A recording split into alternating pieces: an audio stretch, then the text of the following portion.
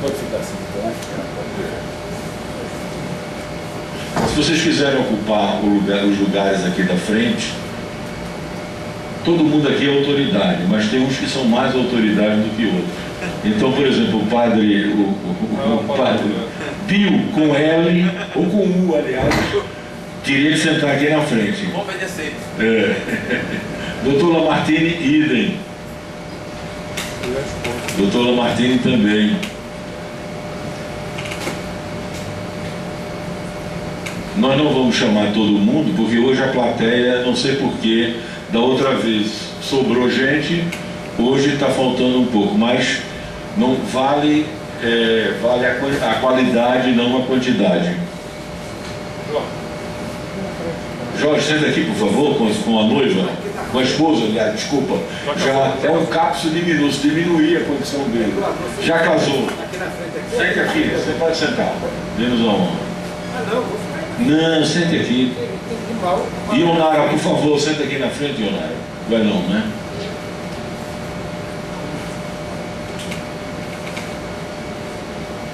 Bem, nós estamos mais uma vez muito contentes, agradecidos pela honra que Dom Bertrand de Orleans de Bragança está nos proporcionando hoje.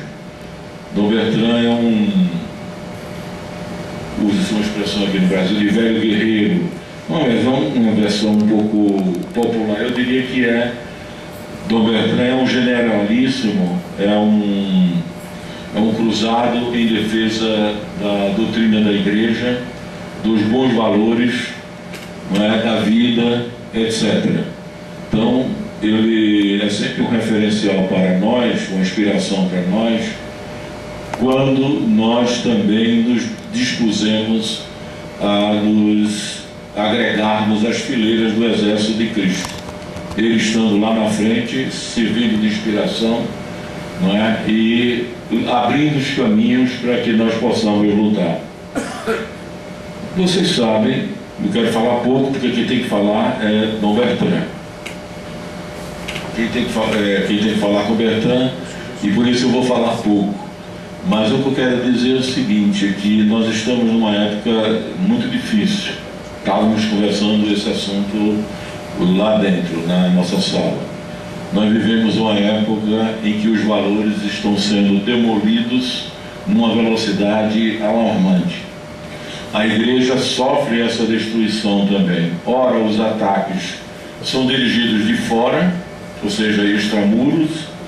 Ora, esses ataques vêm da própria Igreja, quer dizer, de elementos que estão na Igreja, mas que perderam, digamos, por algum motivo, perderam a identidade que eles tinham com a Igreja, o amor que eles tinham à Igreja, e por conseguinte passaram também a ser, se consciente ou não, não sei, não quero julgar, mas passaram a agir como se foram inimigos da própria Igreja.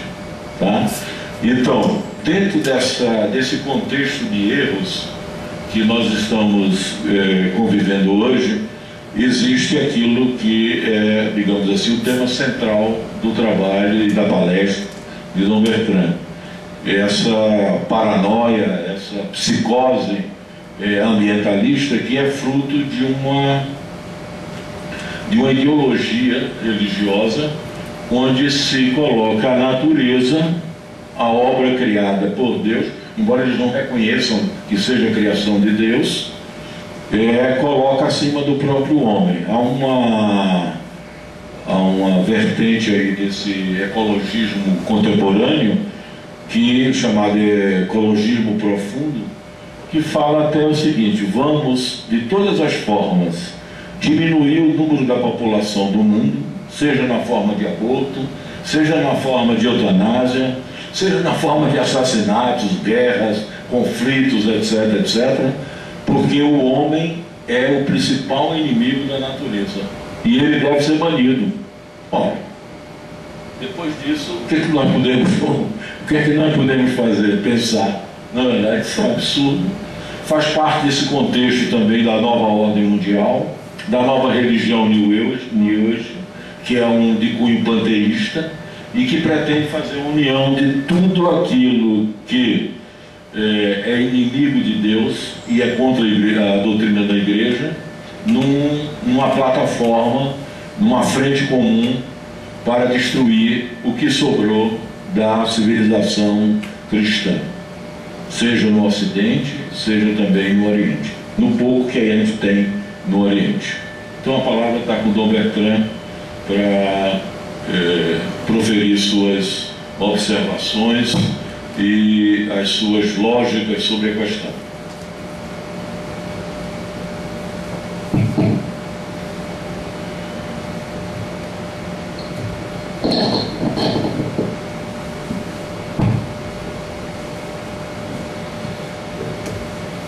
Eu começo agradecendo o convite que me foi feito pelo meu já velho amigo Eduardo Barreto Campelo para, no Círculo Católico de Pernambuco, lhe dirigir algumas palavras.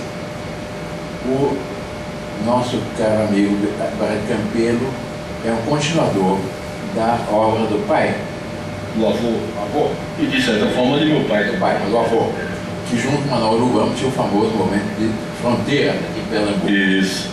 Que foi muito conhecido do professor Pinicor de Oliveira, que é o fundador, foi o fundador da TFB e hoje dá o nome a um movimento que continua a obra dele, que é o Instituto Pinicor de Oliveira. O professor Pinicor de Oliveira, quando eu fiz referência que eu tinha encontrado com o Eduardo Barreto Campelo aqui em Pernambuco, então, aqui ele encontrou um bom filão de Pernambuco. Bondade. Foi gente interessante que tem uma tradição a continuar. E acho muito interessante essa colaboração que deve haver entre o Círculo Católico, aqui em Pernambuco, o Instituto Pinicor de Oliveira, numa grande coligação que todos que querem a preservação da civilização católica, mais do que seria a restauração da civilização cristã, da civilização católica, devem se unir. Nós devemos hoje, mais do que nunca, unir as forças contra essa verdadeira conspiração anticristã que há nos dias atuais, essa conjuração.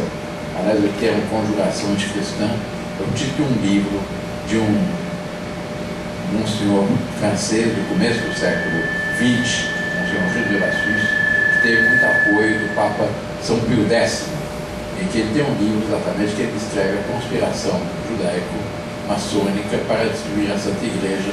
Ele começa com essa destruição desde o fim da Idade Média até os dias dele e mostra com detalhes aprofundados essa conjuração. São Pio X deu um grande golpe nessa conjuração com a encíclica Pacenti, porque ele dizia que nessa conjuração cuja ponta era o modernismo, que dizia São Pio X, era a soma de todas as heresias.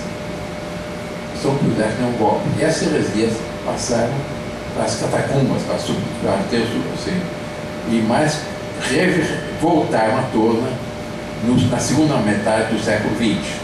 E hoje nós estamos vendo os resultados disso. Nós vemos como foi muito bem ressaltado aqui, como ontem conversando com o padre José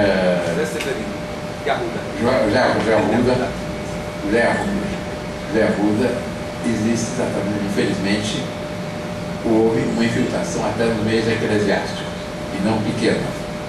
Não na igreja, porque a igreja é o corpo místico de Cristo, a igreja é imaculada, a igreja é perfeita, a igreja é a nossa mestra, é a nossa mãe.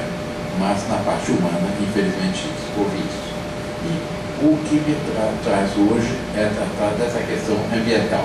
Nós publicamos no Instituto Pinicor de Oliveira esse livro aqui, cujo título já diz exatamente o que está vendo: Psicose ambientalista. E no subtítulo está a definição dos bastidores do ecoterrorismo, desse pânico terrorista, os bastidores do ecoterrorismo para implantar uma religião ecológica, igualitária e anticristã, que no fundo uma religião panteísta.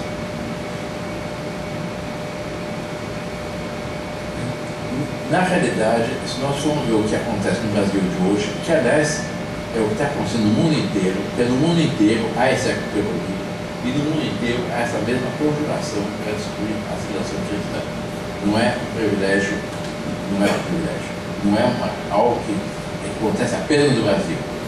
poderia até, num certo sentido, a gente como se não é.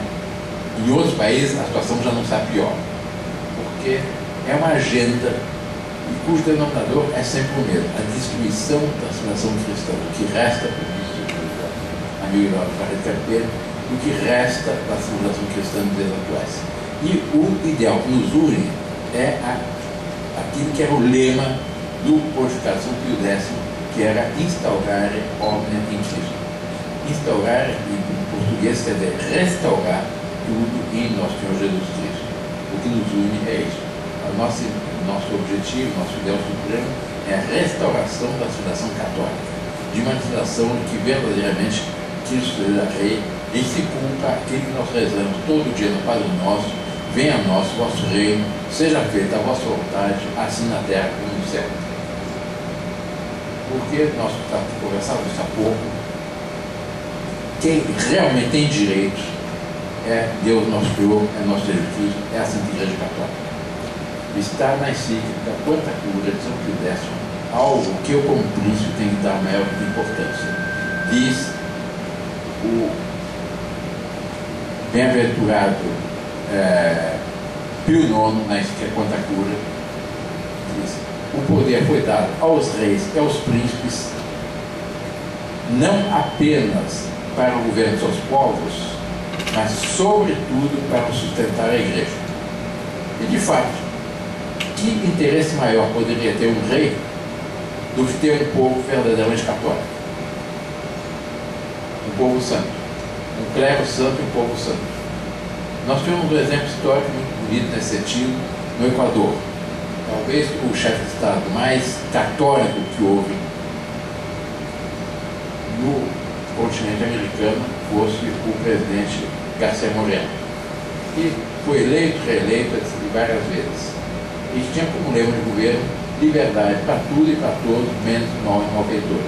Mas assim que ele foi eleito, foi escolhido como chefe de Estado, a primeira coisa que ele fez foi um acordo com a Santa Sé, uma concordata com a Santa Sé, e promoveu uma verdadeira purificação do clero, e um clero santo. A partir disso, o Equador teve um progresso extraordinário. No Brasil, eu me permito lembrar, houve uma chefe de Estado que hoje estão iniciando o processo para a sua beatificação, que foi a Princesa Isabel. Ela foi por 3 vezes chefe de Estado por ocasião das viagens do seu pai, enquanto regente, e nessas 3 vezes toda a ação dela foi a ação de uma católica militante. Basta dizer que foi ela responsável pelo fim da questão religiosa, que foi um erro terrível que houve no governo imperial. Foi ela que impôs o fim da libertação do grande bispo pernambucano Dom Vital. Mas nós vemos hoje que, infelizmente, com a perda do sentido católico da vida, sentido religioso da vida, assim dizer, as forças do mal vêm dominando. E o Brasil, nós tivemos há 2 anos atrás, 3 anos atrás, no apagar às vésperas do Natal, o presidente da República publicou o Plano Nacional de Direitos Humanos. Esse Plano Nacional de Direitos Humanos é o plano de sovietização do Brasil. Nós fomos estudar. Esse plano é o plano mais sinistro que imaginar se possa. Está prevista a retirada de todos, estava no plano, a retirada de todos os símbolos religiosos dos locais públicos. Falava-se até em derrubar o Corcovado. Aliás, o Corcovado, não sei se sabem, e é uma coisa que eu mesmo vim a saber recentemente, por meio pelo arcebispo do Rio de Janeiro, Dom Arani, que a iniciativa, a ideia da construção de uma estátua ao Cristo Redentor no alto do Corcovado foi da Princesa Isabel.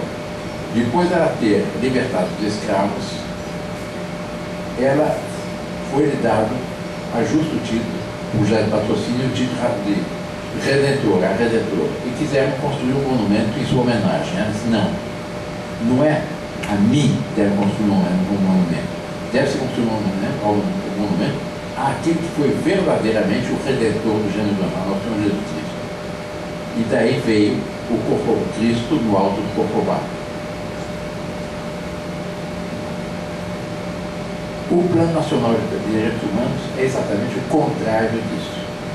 É banir a Deus Nosso Senhor inteiramente das perspectivas brasileiras, em todos os pontos de vista. Já não pode ter nenhuma influência religiosa.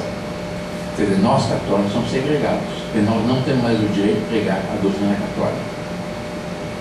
Não pode mais ter ensino religioso, não pode mais fazer qualquer preferência em matéria religiosa.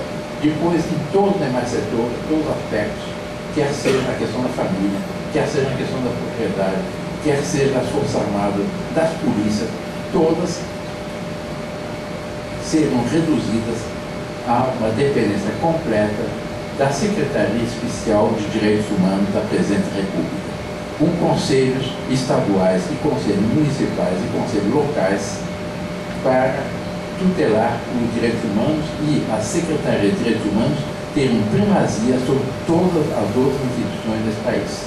Ora, isso é a sovietização. Se as senhoras e os senhores pegarem um dicionário russo-português, procurem a palavra soviética. Qual a tradução da palavra soviética? Conselho de base. Exatamente o que está previsto nesse Plano Nacional de Direitos Humanos. Dito de direitos humanos. Dito de direitos humanos. Os únicos direitos humanos verdadeiros são os resultados da lei de Deus e do direito natural. Só. Não há direito para o mal. O lema de Garcia Moreno liga lá para tudo e para todos, menos o mal do malfeitor. Só quem tem direito verdadeiramente é o bem, é a verdade, é a doutrina do nosso Senhor Jesus Cristo. Mas, por exemplo, na parte da família, se impõe a equiparação da família homossexual à família natural. Para terem ideia até que ponto que absurdo chega a isso, está hoje no Congresso Nacional um projeto apresentado pela OAB que prevê, aceita inteiramente a ideologia de gênero. Então, o sexo a pessoa não escolhe, mas escolhe o gênero. Então ele vai escolher depois se vai ser homem ou mulher. Nesse projeto está dito que deve-se dar remédios para as crianças, para as meninas a partir de 10 anos, para os meninos a partir de 12 anos, para atrasar a puberdade. A partir aos 14 anos, o menino ou a menina vai escolher se vai ser homem ou mulher.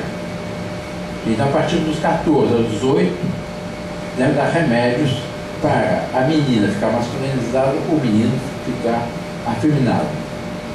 E aos 18 anos, o governo teria que pagar uma operação, que todo mundo que é médico sabe que é uma operação caríssima, complicadíssima e abominável, pecaminosa, para a mudança de sexo, que não muda nada na realidade.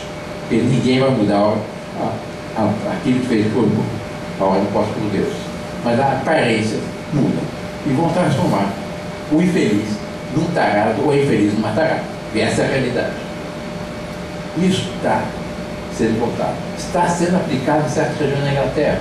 Está sendo produzido na França e no mundo inteiro. É uma conspiração, uma conjuração para destruir a civilização católica, a Santa Igreja Católica, o corpo místico de Cristo.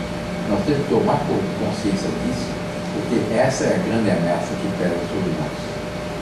Isso vale na destruição da família. O primeiro foi a introdução do divórcio. Depois, agora quer impor a discriminação que está no Plano Nacional de Direitos Humanos, dito direitos humanos, que não são direitos nenhum, é a tirania mais trágica da história, a descriminalização total do aborto. Não é mais crime. As experiências com células tronco, com células embrionárias, e toda espécie de não há abominação. Eu quase desafiaria alguém que me apresente algo de bom naquele plano que não seja uma ofensa gravíssima a Deus Nosso Senhor. Está a questão da justiça. A justiça está totalmente submetida a essa ideologia. Eu tenho aqui uma resolução, estava no Plano Nacional de Direitos Humanos, depois recuaram um pouco, agora o Ministério da Justiça determinou que um juiz não tem mais o direito de dar uma liminar de reintegração de posse numa terra invadida sem antes promover uma audiência de conciliação. Quer dizer, um bandido invade uma fazenda, um bandido invade uma casa, o jardim de uma casa, o juiz não pode mais dar uma liminar de reintegração de posse sem ouvir o bandido e o dono. Saber quem é que tem razão, se é o bandido ou o dono. Acabou o direito, é o caos. Ora, o caos, o conjunto é tão monstruoso que é algo satânico. Porque essa questão da família é satânica. Não tem outra explicação. Não, sobre o direito, você pode escolher, você quer ser homossexual, pode escolher. Não pode. A Igreja Católica condena esse pecado, está no Gênesis. São os pecados que estão no catecismo. Os pecados que bradam aos céus e clamam a Deus por vingança. Atrai a vingança de Deus. Não pode escolher. Isso não é de escolha. Não há essa livre escolha. Na verdade, é uma imposição, uma tirania. É uma imposição enorme que seja o contrário. E, inclusive, o seguinte, há uma estatística, perdoe-me entrar nesse detalhe, mas esses que fazem essas operações malditas, 70% depois se arrependem, mas é irreversível. Está marcado para essa vida. Os homossexuais são 70%. Se arrependem. É, né? 70%. Os homossexuais nos Estados Unidos, a média de vida já está em cerca de, a expectativa de vida cerca de 80 anos. Os homossexuais 57. E são direitos humanos. Que eles favorecem. E são as coisas mais absurdas. Por exemplo, está na questão de direitos humanos, questão dos aidéticos. Não se pode discriminar. Então, se tem uma criança aidética, tem que ter todo o direito de estar no colégio com os outros. Mas tem uma criança que tem tuberculose, ele é separado, não é? O coitado pode até não ter culpa, o dos pais. Mas é claro que, isso aconteceu em São Paulo, no colégio São Luís jesuítas, havia uns pais que tinham esse vício, algum vício qualquer, contagiaram a criança, e a criança estava estudando no colégio jesuíta. Os pais dos outros meninos, evidentemente, quiseram tirar os filhos da escola. Então, ou sai esse menino, ou sai todos os nossos filhos. Por quê? Porque uma brincadeira de menino, um arranha o outro, um morde o outro, etc. Está morto. Exatamente. Não pode discriminar. Nas Forças Armadas não tem o direito de fazer o teste, saber se ele é edético ou não. Nas Forças Armadas, normalmente corta o sangue. Então, é satânico, não tem outra explicação.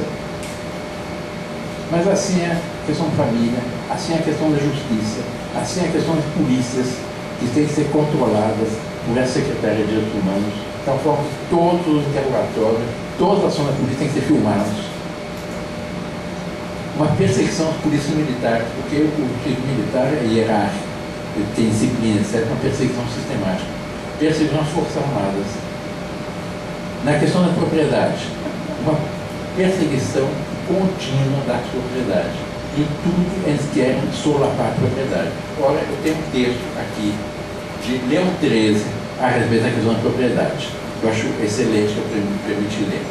Diz Leão XIII na encíclica Rerum Novarum. Então, qual é uma definição de propriedade?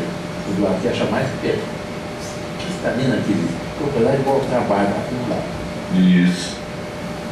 Diz Leão XIII na Rerum Novarum, continuando. A teoria socialista da propriedade coletiva deve absolutamente repudiar-se como prejudicial àqueles mesmos que a procorrem, contrário aos direitos naturais dos indivíduos.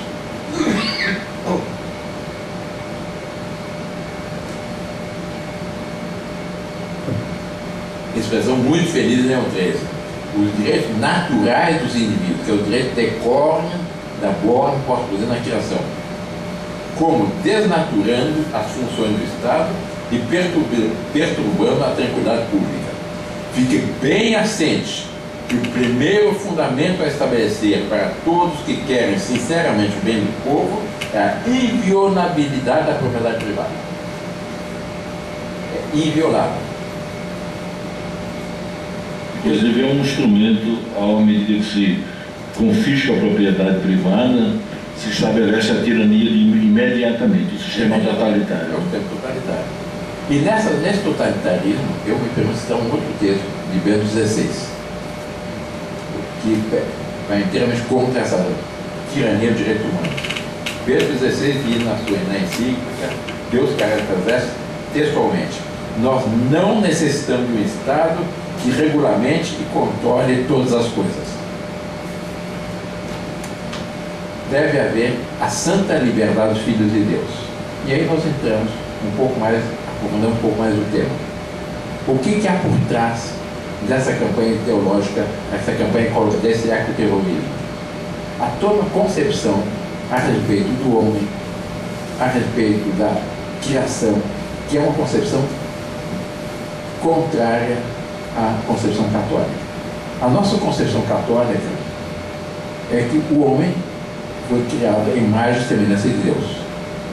Pelo fato de ter sido criado à imagem e semelhança de Deus, ele é livre e inteligente. E ele citado na doutrina social da Igreja, ele não necessita de um Estado que esteja dizendo o que ele deve fazer ou não fazer. Daí decorrem 3 princípios fundamentais, que é a livre iniciativa, porque a pessoa, Deus Nosso Senhor pôs na alma de cada pessoa uma semente de uma perfeição a realizar, de uma vocação, daí vem a expressão vocar, ela é chamada por Deus a realizar um plano de Deus. Isso o Estado deve respeitar. E onde não há livre iniciativa, se inibe a capacidade criativa do povo, basta ver os resultados trágicos dos regimes comunistas, socialistas. O segundo princípio é a propriedade privada, que eu fiz referência aqui, e o terceiro princípio é um princípio fundamental da doutrina católica também, os papas repetiram muita insistência, que é o princípio de subsidiariedade, que é o princípio que diz que um órgão superior só deve fazer o que o inferior não for capaz de realizar por si. São os órgãos intermediários entre o indivíduo e o Estado. Aliás, hoje está absolutamente provado que a encíclica Mater Magistra teve a sua tradução falsificada. Quando se tem os títulos socialização. Quando saiu a encíclica, agora se lembrar, o Papa aprovou o socialismo, porque ele fala de socialização. Acontece que a expressão do Papa, de João 23, ele não falava em socialização. Ele falava em incrementa relações sociais, que é o incremento das relações sociais. São a formação dos corpos intermediários entre o Estado e o indivíduo para garantir o indivíduo contra a intervenção excessiva do Estado. Isso foi traduzido como socialização. E aí, a partir disso, não, a Igreja mudou da condenação de Pio XI ao socialismo, em que dizia que catolicismo e socialismo são termos contraditórios, passou-se a dizer, não, agora a Igreja mudou, a Igreja aceita o socialismo. A Igreja nunca aceitou, nunca poderá aceitar, porque é contra a doutrina católica. Mas os vermelhos fracassaram no comunismo e no socialismo. Então, os vermelhos passaram a ser verdes. E aí começou o terrorismo. Eu inverto um pouco até a ordem da minha exposição, mas eu quero mostrar aqui um documento que mostra, na realidade, esse personagem, Leonardo Boff.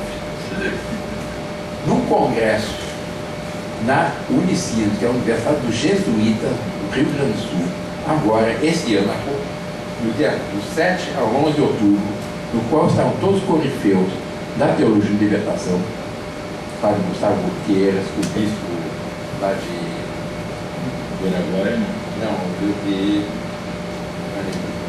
aquele de São Paulo, o Valentim, Demetrio Valentim, são todos os corifeus da teologia de libertação. Mas veja o que diz o Leonardo Boff.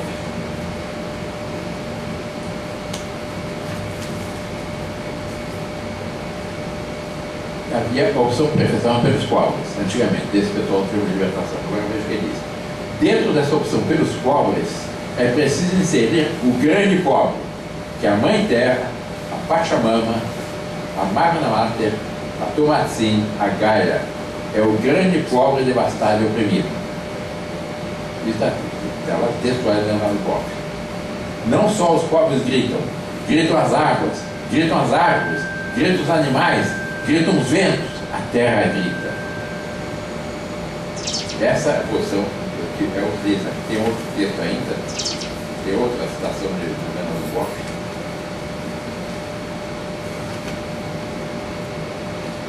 A mãe terra está crucificada, e a tarefa nossa é descê-la da cruz, como fizemos durante décadas com os pobres.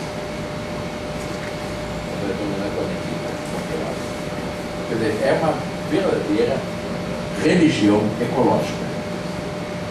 E por trás disso está a teologia da elevação, aliada a toda sorte de panteístas. E um verdadeiro ecoterrorismo, que não tem nenhum fundamento na realidade, baseado em uma série de mentiras, e que procura um personal, no caso brasileiro, construtor todo. Quem lê os jornais tem a impressão que se está cortando a última árvore da Amazônia. Não tem nenhum fundamento. Quem vê a propaganda tem a impressão que o Brasil é o país do ponto de vista ecológico mais devastado. Não tem nenhum fundamento. Os dados são, pelo contrário, os dados da Embrapa, são uma entidade séria, mostram que da Amazônia legal, da Amazônia, o bioma amazônico, como se chama, 86% está intacta. No Brasil, estudo da Embrapa, eu tenho um estudo aqui da Embrapa, se alguém quiser tirar, pode até tirar uma foto e deixar aqui. 69% da vegetação natural está intacta. O Brasil, concebe da poluição da atmosfera, é o país que menos polui. Quem vê ou ver agora, a Rio Mais 20. Problemas queimados no Brasil, CO2, etc. E o maior poluidor do mundo é a China, 21% do CO2. Segundo lugar, os Estados Unidos, 19%. Terceiro lugar, a Rússia, 5,5%. Quarto lugar, a Índia, 4,8%. Quinto lugar, o Japão, 3,9%. O Brasil está nessa classificação, está no 17º lugar.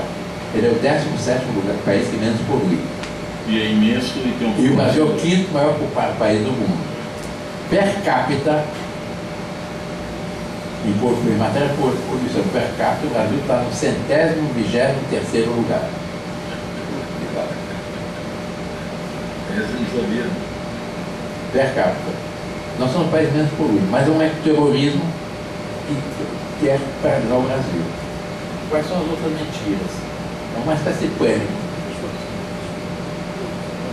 A Mata Atlântica, todos já devem ter visto falando da famosa devastação da Mata Atlântica. Dizem que só resta 6% da Mata Atlântica.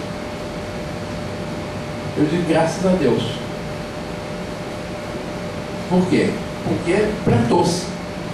A Mata Atlântica envolve uma parte da Bahia, o Espírito Santo inteiro, o estado do Rio inteiro, boa parte de Minas, o estado de São Paulo inteiro, o Paraná inteiro e boa parte de Santa Catarina, até o Rio Paraná.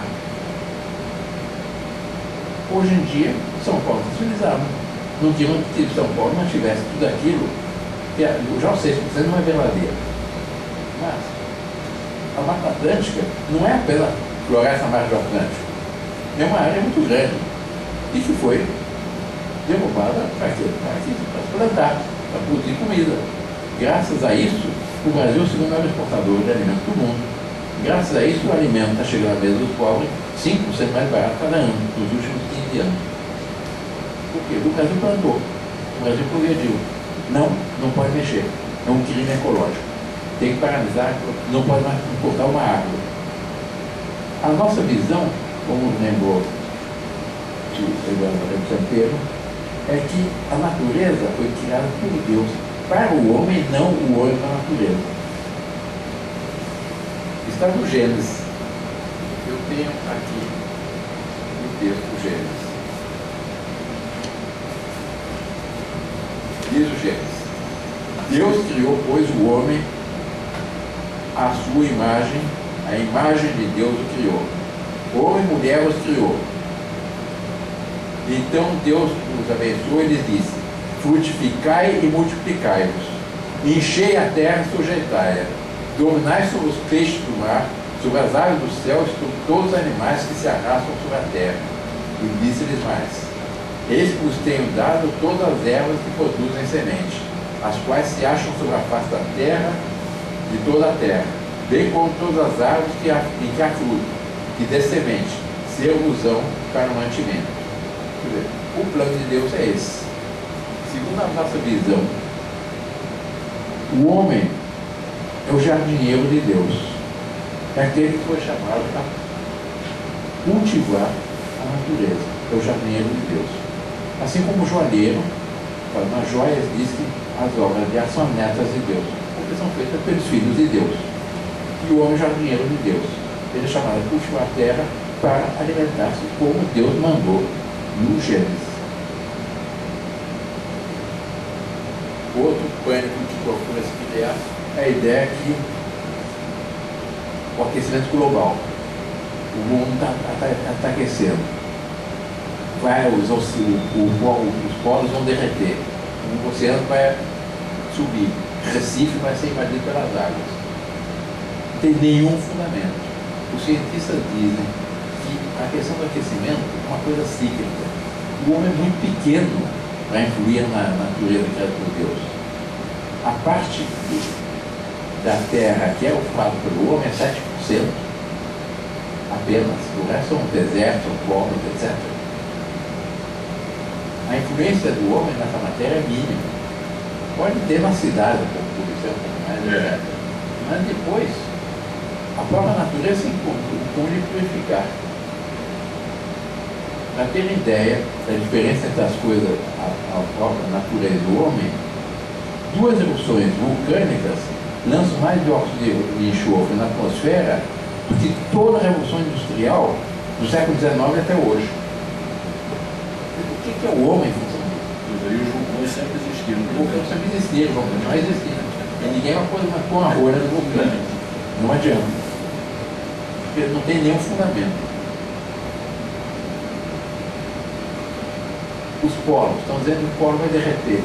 Sempre foi cíclico. No período do Polo Norte tem mais gelo, tem menos gelo, mas o Polo Norte é uma casquinha de ovo, né, no topo da Terra. Tem 3, 4 metros de espessura apenas. E agora está um ciclo que está diminuindo um pouco, mas depois já houve um ciclo assim na década de 20 e 30, em que o Polo Norte derreteu bastante. Depois voltou a expandir. Agora está derretendo um pouco. Mas cíclico, como a temperatura também. Para o aquecimento global, os cientistas mostram que nós chegamos ao topo no período de aquecimento de 1998, em que o mundo aqueceu uma barbaridade. Nos últimos 100 anos, o mundo aqueceu exatamente 0,7 graus centígrados. Só. É quase nada. E houve período muito mais quente, eu estava lembrando ontem, na Groenlândia.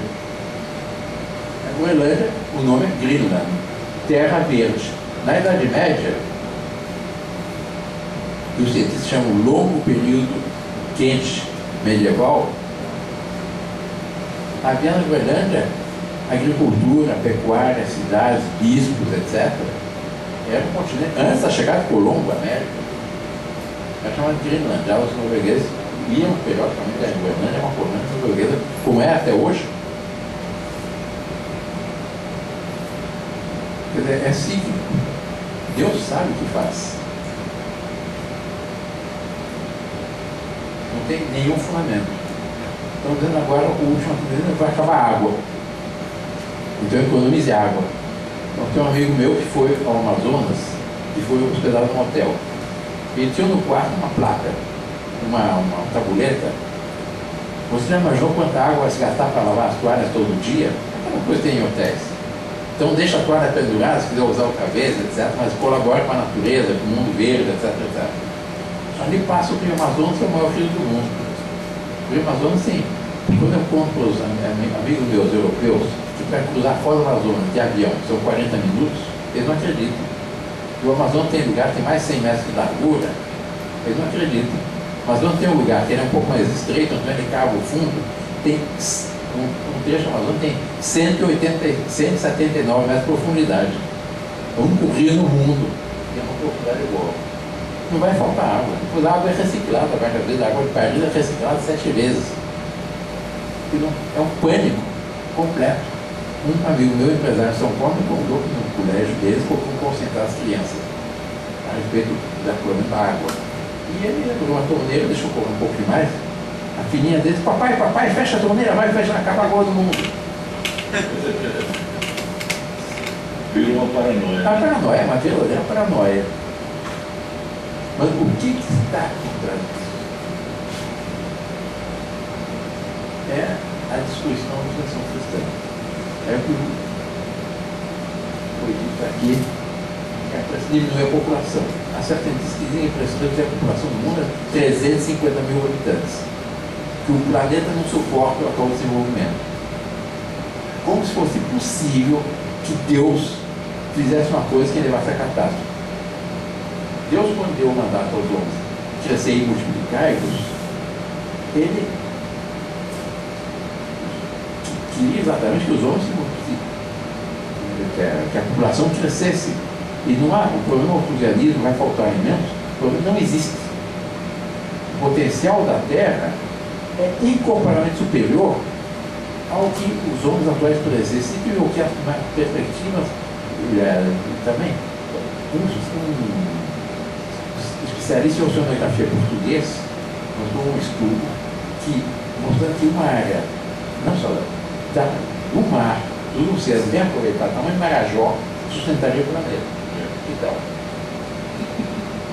eles não acabaram alimentos. Para ter ideia, o que é o potencial do Brasil? Eu passei toda a minha infância no Paraná, na fazenda, no nosso Paraná. Eu conheço bem o Paraná. Como conheço o Brasil todo, só o estado do Brasil que não conheço é o Acre. Mas o Paraná tem 2,3% do território nacional. O Paraná tem um terço pecuária, um terço agricultura, um terço são cidades, com integração, florestas, capoeiras, pântanos, etc. Nada. No que não se cultiva.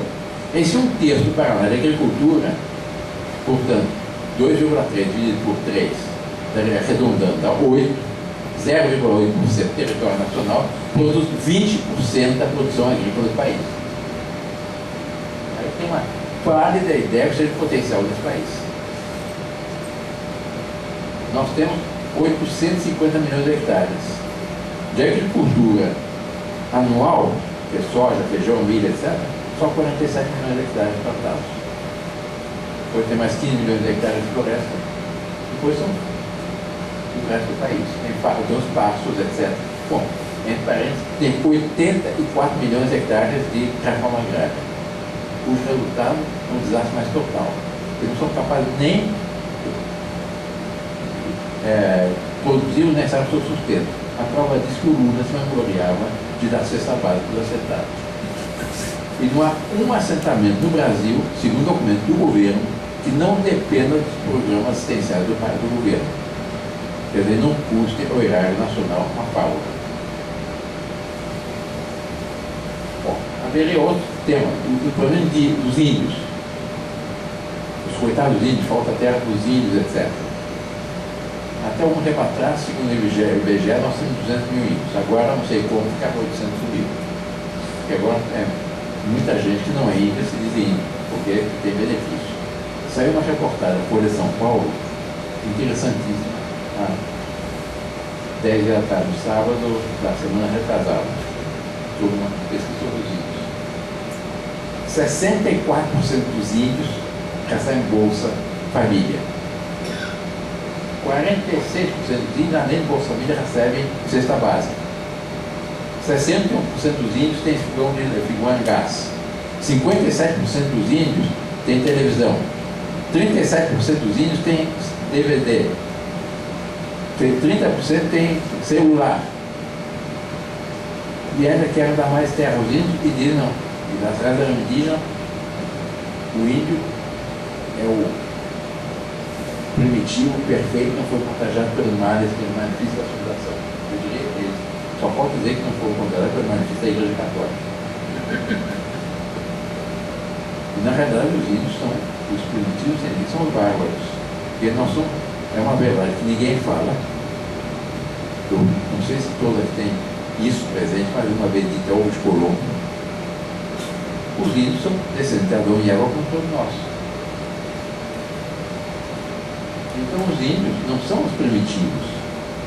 Os índios foram os que, pela recusa da graça de Deus, caíram no estado de barbarismo, onde o canibalismo, o infanticídio, o homossexualismo, o alcoolismo, etc. E com os índios, a política com os índios não era fazer o que eles estão fazendo, que é fechar os índios em verdadeiros jardins zoológicos humanos. O que deve fazer com os índios, eles fizeram sempre os missionários jesuítas, franciscanos, depois os salesianos, etc. Catequizá-los, ensiná-los a abrir as portas do céu com a fé, depois a educação, a cultura, e é preciso assimilá-los, como sempre se fez em toda a história do Brasil. O Brasil todo, em geral, todo brasileiro tem um pouco sanguíneo, um pouco sangue negro, um pouco sangue branco. O nem pode dizer, o Dometré é muito fácil dizer isso, mas o Dometré é europeu. Tem só sangue europeu, na verdade. Dom Luiz, na pesquisa, encontrou um negro na família. Foi, né? Foi. Dom Luiz é irmão dele. Que é o chefe da Casa Imperial. Todo brasileiro tem um problema. Uma das bênçãos do Brasil foi a miscigenação.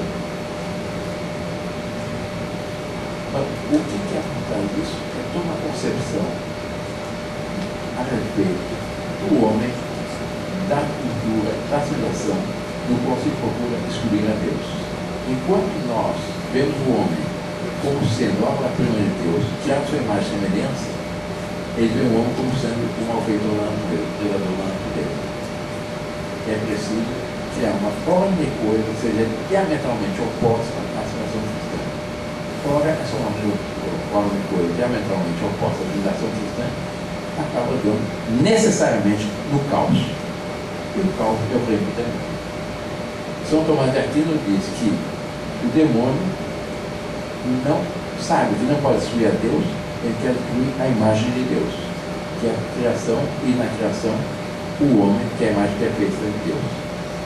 Daí o ódio que eles têm à cultura, o ódio que tem o homem, a família bem constituída, a educação católica e a perseguição que há contra a fé católica. Isso tudo é uma grande conspiração, uma grande conspiração anticristã. O objetivo desse livro que nós publicamos é exatamente um alerta sobre um dos tentáculos desse povo maldito, dessa conspiração. É um povo com vários tentáculos. Um deles é a questão do ecoterrorismo. Outro é a questão do aborto. Outra questão do casamento homossexual.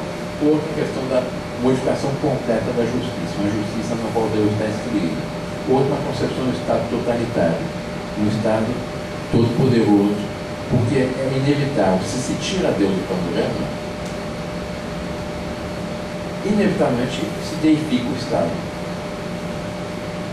E o Estado fica a última instância. E, na verdade, a última instância, nós somos advogados também, para a causa do caos legislativo no Brasil é que não se respeita a hierarquia de Deus. Porque assim como a lei municipal que contraria a lei estadual é nula, e a lei estadual contraria a Constituição é nula, com muito mais razão, a lei humana e contraria a lei de Deus é nula. E isso não se respeita. O fundamento da lei são 10 mandamentos e a lei natural. A lei natural que é a lei escrita pelo dedo de Deus na alma do homem. O homem nasce com isso impresso no seu ser. Ele sabe, ele não necessita de alguém que lhe diga, uma criança quando o uso da razão, ele sabe que não deve ofender os pais, ele sabe que não pode pecar contra a castidade, ele sabe que não pode roubar, ele sabe que não pode os outros pecados todos. Na questão dos índios, há um exemplo muito bonito. Está na Apologética Católica, não sei se o Eduardo sabe. Sim, me contou. O índio da Patagônia. Isso. O índio da Patagônia. Sobre a TV do Senhor. Todo homem, é um dogma de fé, que negar isso não é católico, tem a graça suficiente para salvar. Então, existem 3 batismos.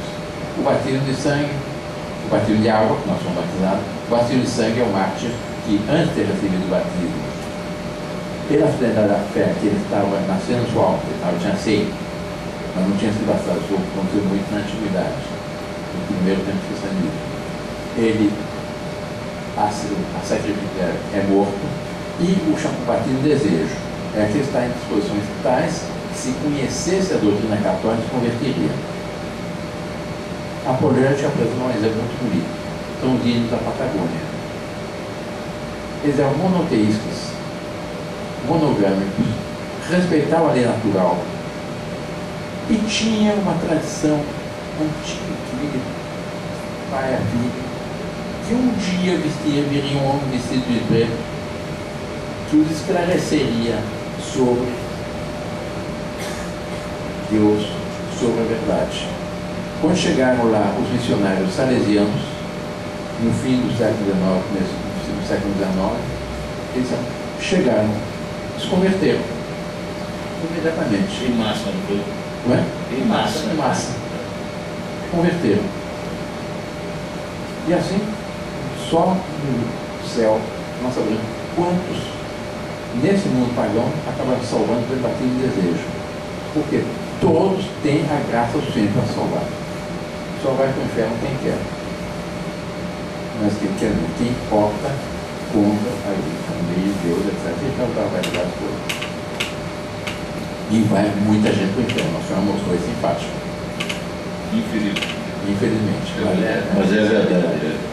Hoje em dia, infelizmente, nessa nossa civilização, que foi católica, mas no qual a fé se envaneceu, em que o pecado é regra, a virtude é combatível. Se já não teve Nossa Senhora de Fátima, Nossa Senhora diz que se não houvesse emenda dos costumes, se o mundo não rezasse, fizesse penitência, se houvesse emenda dos costumes, as almas continuariam a esfriar. Aí que vieram quantidades inimagináveis, imagine hoje. Compare os costumes de 1917 com os de hoje. As modas, o relativismo moral completo, etc. Então, o nosso objetivo exatamente foi, nesse livro, denunciar um dos tentáculos do povo. Nós temos, na Subtítulo Ribeiro, nós publicamos recentemente um livro do Padre Davi sobre a questão do casamento homossexual, mostrando como é profundamente contra a lei de Deus e contra a natureza, e as abominações da estrutura. Há pouco, no catecismo do Padre Davi Francisquini, que foi feito campanha pelo Nicolau Oliveira, foi contra o aborto. Outros foi sobre a questão da reforma agrária. Outros foi contra a reforma agrária, foi contra o desafio de qualquer economista, qualquer sociólogo, qualquer agrônomo, apresenta uma reforma agrária na história do mundo que ela dá certo. Não há. E o Santo Padre Pio, das posições muito categóricas dele na Itália, sempre condenou a reforma agrária na Itália. Vários documentos dele, declarações dele contra a reforma agrária. Foi um ponto outro também. Mas ele foi canonizado. Nós temos outro livro publicado sobre a questão indígena, mostrando o absurdo dessa tendência moderna quando são os índios de querer reduzi-los a manter no estado de barbarismo em que eles vivem. Porque não tinha nem a roda, não tinha. Não tem que casar nas casas. Querer mantê-los nesse estado é um crime. É uma falta de caridade monstruosa. E o nosso objetivo é exatamente o quê? Alertar o público católico. Despertar uma reação. Despertar a indignação, a inconformidade. Porque nós não podemos conformar vendo a civilização cristã sendo sistematicamente, metodicamente, satanicamente excluída. E esse é o apelo que nós fazemos nesta noite aqui no Centro Católico.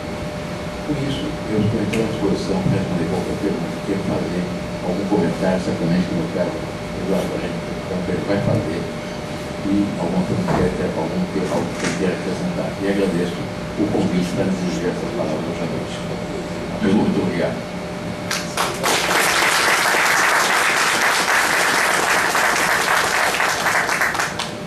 Eu apenas vou dizer algumas palavras de apoio, concordando com o que foi dito, e é preciso que a gente esteja alerta e que a gente possa de alguma forma contribuir com essa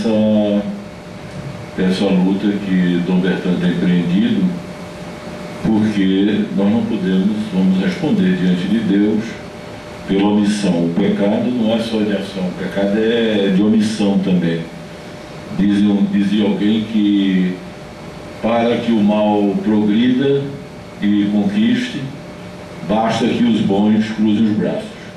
Então, se nós, que seríamos teoricamente, nós não podemos bater no peito hipocritamente dizer que somos os bons, mas pelo menos nós concordamos com o bem. Em tese, nós, digamos assim, aceitamos o bem e aceitamos a verdade, graças a Deus. Então, temos a obrigação, já que nós tivemos o privilégio de conhecer o bem e a verdade, de não cruzarmos o braço, mas ao contrário, darmos as mãos e lutarmos para que esses projetos iníquos que estão sendo implantados no Brasil, e mais um volume imenso de outros também, que é projeto dos que estão mandando no poder, que são os chamados donos do poder atual, eles não terão o menor escrúpulo, apenas um parênteses ou um travessão, eles não terão nenhum escrúpulo em usar todos os meios necessários para implantar suas iniquidades, seus projetos infames e, como disse o Bertrand, demoníacos. Não terão nenhum, porque eles não têm, por natureza, escrúpulo. Eles são, infelizmente, doentes morais. E quem tem uma doença moral, a doença moral toma conta de todo o ser, vai do corpo, vai na alma, não é? Vai no espírito e aniquila a criatura por completo. E ele passa a ser um teleguiado, um fantoche do mal. E agirá pensando, talvez até, pensando que estará fazendo bem. Embora exista a lei natural que deve estar de vez em quando apitando e dizendo que eles estão no mau caminho. Mas havia um grande bispo americano chamado Fulton Sheen que dizia o seguinte: de tanto errar, a pessoa pode cauterizar a sua consciência. A consciência fala hoje, fala amanhã, fala depois de amanhã, por aí vai. Até um belo dia, você não dá a menor bola para ela. Até um belo dia você matou sua consciência. Embotado. Não é verdade? A expressão técnica é consciência embotada. Embotada, né? Então esse embotado com uma inteligência, se a pessoa por algum problema qualquer, pode ser até de ordem psíquica, o doutor Lamartine sabe muito bem disso, né? Na psicologia educacional é muito comum encontrar crianças que até inteligentes, mas que tiveram sua inteligência embotada por um trauma tão forte que aniquilou a inteligência dela. Precisaria curar aquele mal, aquele trauma, aquela dor, aquele sofrimento, para que a inteligência pudesse voltar a funcionar, não é, normalmente. Assim também é o nosso ser interior, não é? Toda aquela lei que foi gravada no nosso ser, nós já nascemos assim, somos vocacionados naturalmente por bem, no entanto, fazemos o mal por fraqueza, porque nós somos marcados pelo pecado original e precisamos tomar decisões. A batalha não está perdida, a guerra não está perdida, Cristo já conquistou a guerra para nós, mas se nós cruzarmos as mãos, os braços, nós vamos ver muita coisa estranha e seremos vítimas, e os nossos serão vítimas dessas insídias todas que estão sendo programadas para o Brasil, para a América Latina, para o resto do mundo. Se o Brasil tivesse sido invadido por exércitos estrangeiros, todo mundo compreenderia que tomássemos as armas para defender a nossa pátria.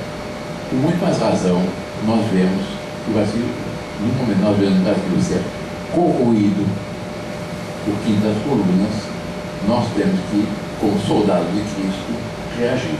Temos que unir forças, tomar as armas, que no momento são ideológicas, são mais fortes do que as armas físicas, para defender a nossa pátria, para defender a religião católica e nossa pátria, para defender a Santa Igreja Católica Apostólica Romana. Isso é uma coisa, nós não podemos ter indiferença a isso. Já dizia São Paulo, ai de mim se não evangelizar. No caso concreto, evangelizar consiste em defender a associação cristã, defender a Santa Igreja, defender os princípios católicos e a implantação desses princípios católicos na sociedade brasileira, e no conjunto, colaborando nessa grande luta contra a revolução nossa igualitária no resto do mundo. Então a palavra está facultada para quem quiser fazer alguma pergunta a Bertrand. Teria alguém do público que gostaria de fazer alguma pergunta? Padre Bill. Bill ou Hugo, eu sempre brinco com ele. Eu quero apenas externar a minha alegria mais uma vez. Afinal, ontem eu estive com Vossa Alteza lá por ocasião da publicação do seu livro, lá na Livraria Cultura, e é uma alegria tamanha saber que pessoas do seu quilado, do seu testemunho, estão aí trabalhando para defender os dogmas da nossa igreja, para defendendo a nossa fé, defendendo a nossa religião. Isso é muito importante, e mostrando que nós, como seres criados, filhos de Deus, porque do nada surge, nós às vezes estamos, algumas pessoas, melhor dizendo, de modo equivocado, procuram a felicidade na matéria, mas não vai encontrar a felicidade na matéria, porque a matéria pela matéria não transmite felicidade para ninguém. E aqui, falando nisso, desse desejo da felicidade, eu apenas quero lembrar aquele pensamento tão bonito, que está quase na introdução do Catecismo da Igreja Católica, quando diz que o homem foi criado por Deus e Deus não serve de atrair o homem a si. E somente em Deus o homem há de encontrar a verdade e a felicidade que não cessa de procurar.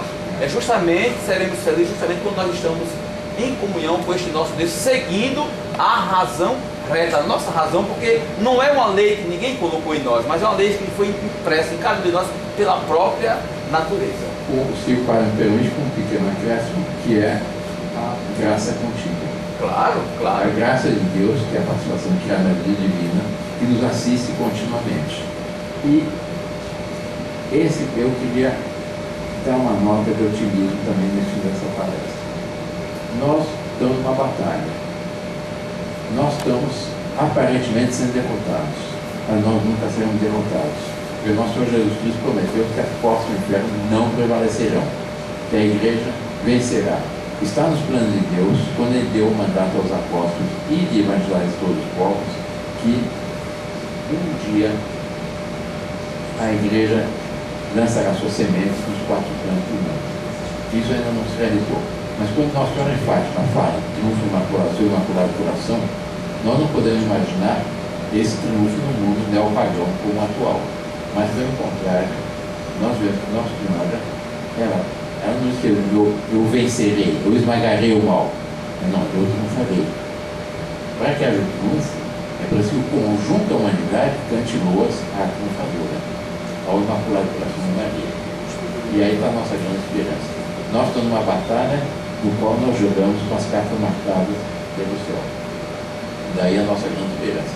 E há um outro aspecto interessante, Padre, se me permite apresentar também, e que o homem, nos parece que a maioria adere conscientemente a essa conspiração, a essa conjuração.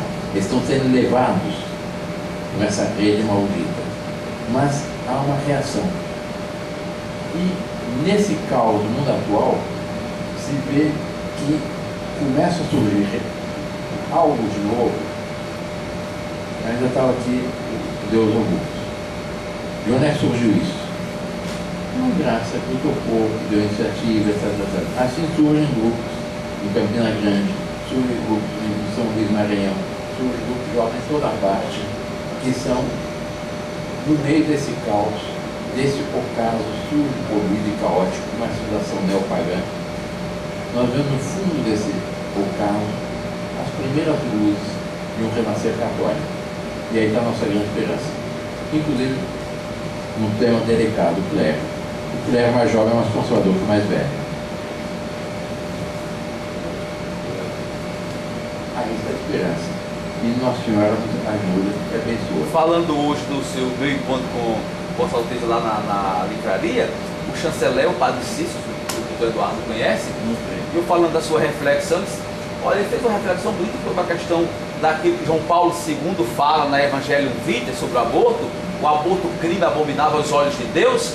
E ele disse, quando o príncipe falou, porque ele não está agredindo apenas a pessoa física, o embrião, o feto em si, mas quando se mata um feto, está agredindo a Deus, porque Deus como é criador da criatura, é criador porque do nada surge. Aí o padre Cícero estava refletindo, conversando, aí ele disse, isso me deixa muito feliz que no mundo de hoje há tantas pessoas de boa vontade que estão aí trabalhando em prol do reino de Deus. Parabéns para a Vossa Alteza por aqui. Aliás, um pequeno detalhe sobre o questão do aborto. Hoje em dia, os cientistas todos discutem quando é que é feita a concepção, quando é que surge o ser humano. E agora chega a conclusão que é no momento da concepção. Isso já estava na anunciação de São Gabriel, Santíssima Virgem. É o verbo foi a primeira consequência. E o verbo de Deus fez carne. No momento da anunciação, o menino Jesus passou a existir no seio da Santíssima Virgem. E ainda vão pôr em dúvida esse ponto? Uma coisa muito bonita. Eu soube, aliás, um bispo mexicano, a imagem da Nossa Senhora de Guadalupe. Não só, já ouvi falar, se vê na pupila do quadro Nossa Senhora de Guadalupe, a imagem, o São Diego, que foi o índio Juan Diego que apareceu, a qual Nossa Senhora apareceu. Mas a imagem é de Nossa Senhora enquanto esperando o menino Jesus. Então, tendo no seu seio o menino Jesus. E se põe o estetoscópio no seio dessa Virgem, se ouve o pulsar rápido do Sagrado Coração de Jesus. Isso é um milagre inimaginável. Sabia não. Claro que o pulsar de uma criança no seio materno é muito mais rápido que o pulsar normal do coração. Com o estetoscópio, no seio da Santíssima Virgem, na Nossa Senhora de Guadalupe, se ouve o pulsar rápido do Sagrado Coração de Jesus. Eu acho uma coisa tão encantadora, tão bonita, Divina. me dá uma maravilha. Mais uma vez, muito obrigado. Alguém gostaria de fazer alguma pergunta? Só está tímido hoje. Tem uma pessoa que quer fazer.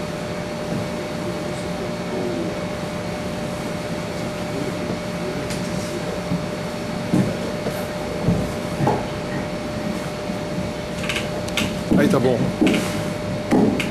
Inicialmente é uma honra conhecer a Vossa Alteza, é o primeiro encontro que eu participo com sua presença. E eu queria perguntar a Vossa Alteza, como representante da Casa Imperial, como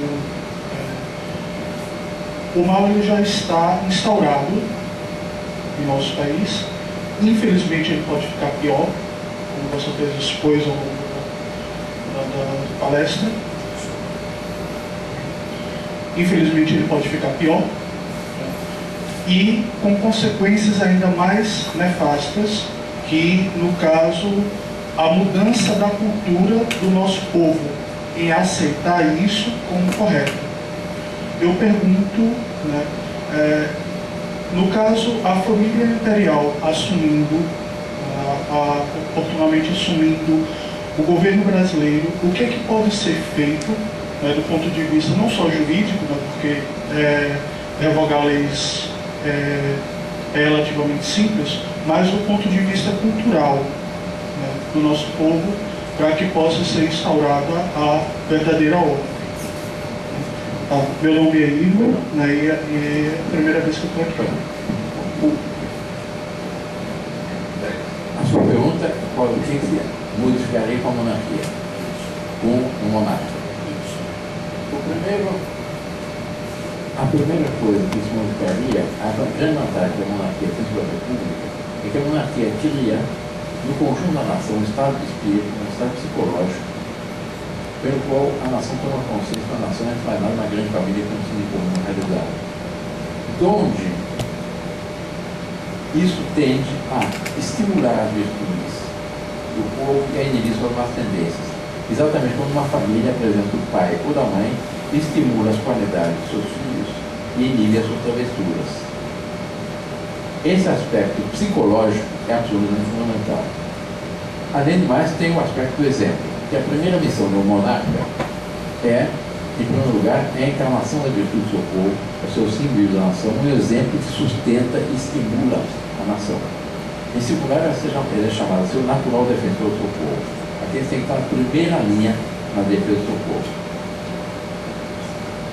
Se eu hoje sou militante, eu agradeço ao meu pai.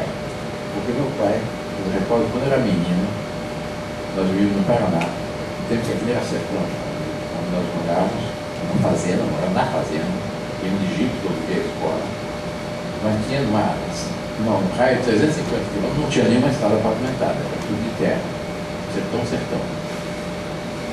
Mas, eu me lembro uma vez viajando de jipe, entre uma cidade e outra. Meu pai nasceu duas de seus pais e meus filhos. Meu pai disse: meu filho, nunca se esqueça que as monarquias decaíram quando os príncipes, os reis príncipes deixaram estar na primeira fila de batalha em defesa dos seus povos. A sua obrigação, a obrigação de vocês é estar na primeira fila em defesa do Brasil. E uma outra lição que eu trouxe do meu pai também, nós, com a República, nós perdemos todos os bens. Quando o papai voltou do exílio, a gente não tinha nada, o português rico do Rio de Janeiro deu uma casinha no centro do Rio que ele vendeu como uma fazenda, essa fazenda no Paraná, que nós passamos toda a nossa juventude, nossa infância. Um dia ele nos reuniu na fazenda, na casa da fazenda, e disse: meus filhos saibam aproveitar a única coisa que pode deixar para o futuro.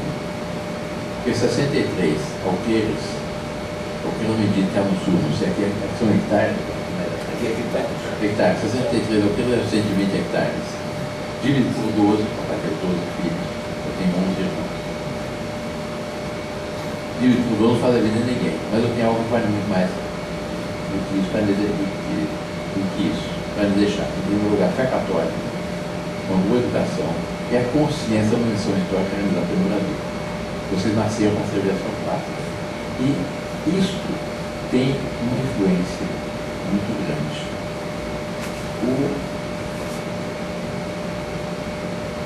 E em puxar um rei, a terceira missão dele é saber auscultar as aspirações autênticas do seu povo, somar essa sua longa experiência pessoal e orientar o seu povo para a realização do desígnio de glória que a divina providência tem para o seu povo. Existe o adágio, todo mundo fala, vox populi vox Dei.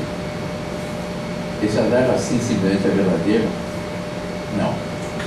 Se fosse verdadeiro, quem quer ser um grande personagem? Lula, Dilma, não é isso. Uma minoria, não tem dúvida. Mas o professor Felipe de Oliveira dá uma formulação que eu acho perfeita. Vox populi Dei, vox Dei. Na voz do povo fiel a Deus, um chefe de Estado deve saber ouvir a voz de Deus. Vox populi Dei, vox Dei. Não sei se é clara a expressão.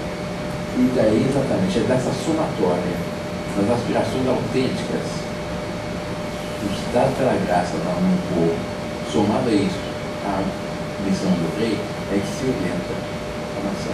E o potencial para o bem é muito grande.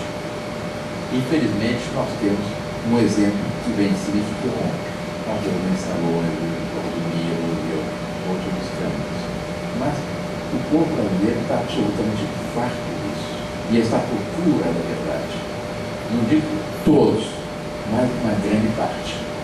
E nesse momento de caos, o homem está um pouco como um náufrago à procura de uma luz. Quando se expõe a doutrina católica, a visão do direito natural, às pessoas, a doutrina natural tem razão. Eu já fiz palestra até com o PT. No fim, eu tinha meu do meu lado. Por quê? Porque eu apresentei essa visão familiar da sociedade. E vários deles fizeram essa mesma coisa. Nós procuramos, nós encontramos essa visão muito mais autêntica que o extrema-valor do PT. Como o pessoal de base do PT, numa conferência, uma auditória em Cuiabá, um calor de Recife, passando Cuiabá, né? Essa aqui é uma primavera eterna, São Cuiabá, muito mais quente que aqui. Não fica sempre mesmo lá. Porque nós católicos temos que ter coragem de sair de videira rígida, apresentando a doutrina católica, a sociologia católica, os princípios católicos, a boa postura da administração. Se nós fizermos nossa parte, Deus fará a parte dele. Deus completará. Mas cabe a nós fazer tudo que esteja ao nosso alcance para realizar isso. Uma, menos numerosos nós sejamos. Porque nós temos um aliado. Nós temos um aliado. E essa é terrível como dessa de batalha.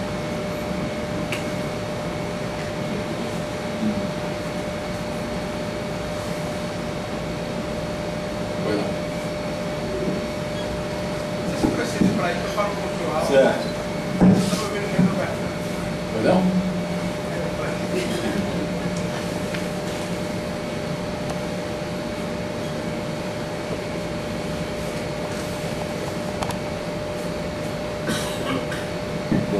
Boa noite, Alteza. Boa noite, amigos e amigas. O senhor, há alguns anos, deu uma entrevista em um jornal português, quando foi perguntado ao senhor se o senhor acreditava que o Brasil um dia voltaria a ser monarquia. E o senhor, no ensejo, disse que tinha essa esperança que o Brasil voltaria a ser monarquia porque a ordem do mundo é monárquica, hierárquica. Até o senhor citou o exemplo, salvo engano, das formigas do sistema solar. Sobre a questão da hierarquia, você podia fazer algumas divagações, essa hierarquia natural, que eu acredito que o senhor cria nela pelo fato de o senhor ser monarquista? Foi. Obrigado. Em primeiro lugar, nenhum de nós reza no Pai Nosso, venha a nossa vossa república. Nós devemos venha a nossa vosso reino.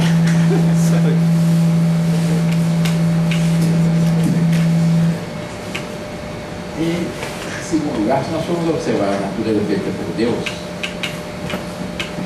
sempre há uma estrutura, um ponto monárquico governativo. Nós vamos levar para mais amplo as constelações celestes. No nosso sistema planetário, o Sol é o rei.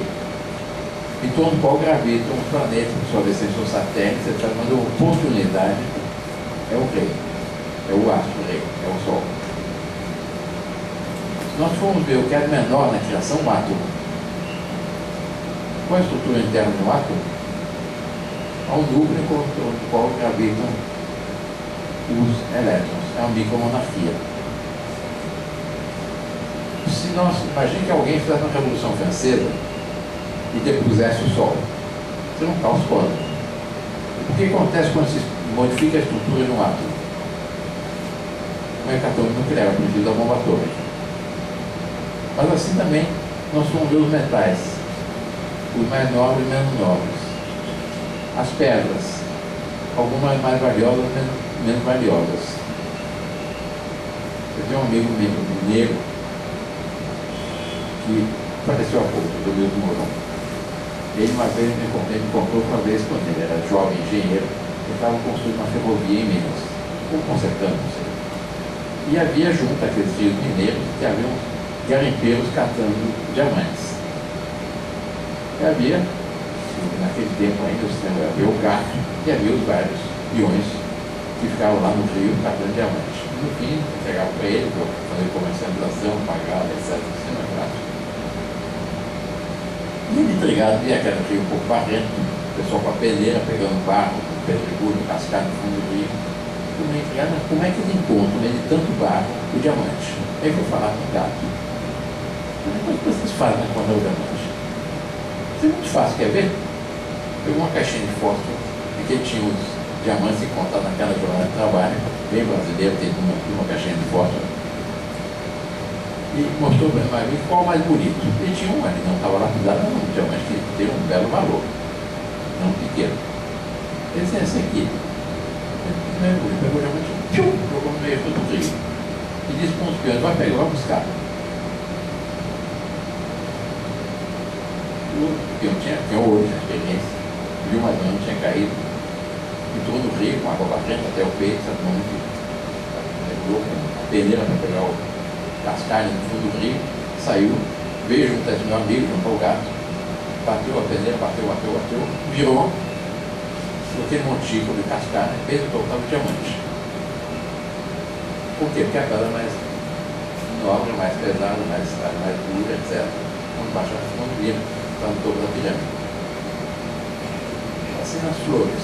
As flores também têm hierarquia, tem a violeta, tem a rosa, tem a tulipa, etc. Diz que o holandês que a rainha das flores é a tulipa, a nossa violeta é a rosa. São animais, o leão é rei dos animais. Todo mundo diz, e é verdade. Uma coisa interessante, uma vez eu vi, tem até um vídeo sobre isso, a luta entre um tigre de Bengala e um leão. O tigre de Bengala é mais forte, mais pesado, mais rápido que o leão. Mas na luta entre o tigre de Bengala e o leão bate no tigre de Bengala. Por quê? Porque o leão é mais nobre e mais corajoso. Deus fez as coisas hierarquicamente. Assim também, entre os homens, é uma hierarquia. Mas não é que isso não é humilhante para um e para o outro. Porque Deus estabeleceu nessa hierarquia sempre um vínculo de afeto, de confiança, de proteção e serviço.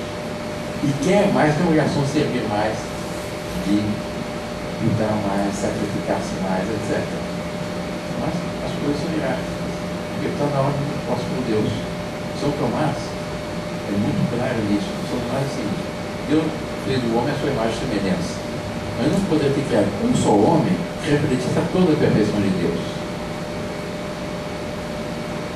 Ele criou um sem número de homens, só ele sabe quantos houve, quantos há, quanto haverá, até o fim do mundo. Cada um é chamado a refletir, a realizar um plano de Deus, uma perfeição de Deus. E se cada um realizar aquele plano ao qual foi destinado por Deus nosso Deus, naquele ponto ser superior a todos os outros. E a beleza da sociedade está na realização desses vários planos, da forma que a humanidade, corresponde aos planos de Deus, vai se realizando, vai se formando a magnífica imagem de Deus. Como se fosse um quebra-cabeça, cada imagem, cada plano se encaixa perfeitamente no outro. Não há uma contradição. Deus, na sua infinita sabedoria, não faz uma coisa contraditória. É uma quebra-cabeça hierárquica. Assim como o pai é o chefe de família, o rei também é o chefe de Estado. Depois as várias hierarquias, nas forças armadas, nas empresas, etc. É normal que assim seja. É bonito que assim seja. E Deus estabeleceu isso. Está na Sagrada Escritura, está nos dois documentos pontifícios, etc. Por isso está vários documentos pontifícios afirmando exatamente o valor da hierarquia, da nobreza, mas o valor também das classes populares. A obra de Deus é maravilhosa. Com isso responder sua pergunta.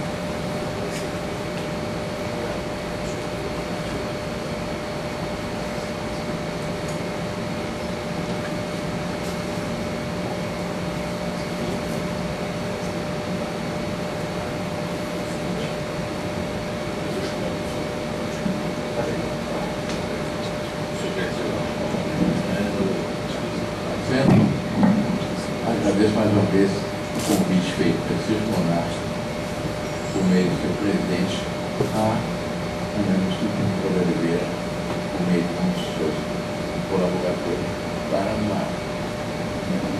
nessa exposição, para somar nossa experiência, somar nossa força em defesa da situação que está aqui.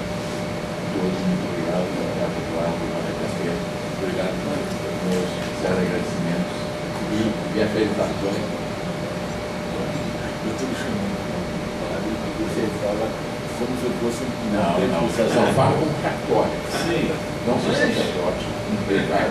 sacerdotão. Está ali. Na hierarquia, Amigo. aliás, na hierarquia sempre o clero em primeiro lugar, a nobreza em segundo lugar, depois vem agora É verdade. o clero em primeiro lugar. Primeiríssimo. Eu queria agradecer a presença do Bertrand, de vocês também que estão aqui, prestigiaram a nossa palestra, e convido para lá na sala de diretoria um lanche que vai ser servido, né? Muitos precisam de um reforçozinho para poder seguir caminho, inclusive alguns vão viajar, como é o seu caso, né? Vai voltar para a Vitória de Santa Fé, tem que fazer um reforço, uma proteínazinha, etc., para poder aguentar, e uma glucosezinha para aguentar o retorno. Não é tão longe. Não é tão longe, vai. E agora e meia? Agora 50 minutos. 50 minutos agora é duplicado. duplicado. É mesmo que eu devia dar uma viagem aqui. É. Eu devia dar uma viagem aqui.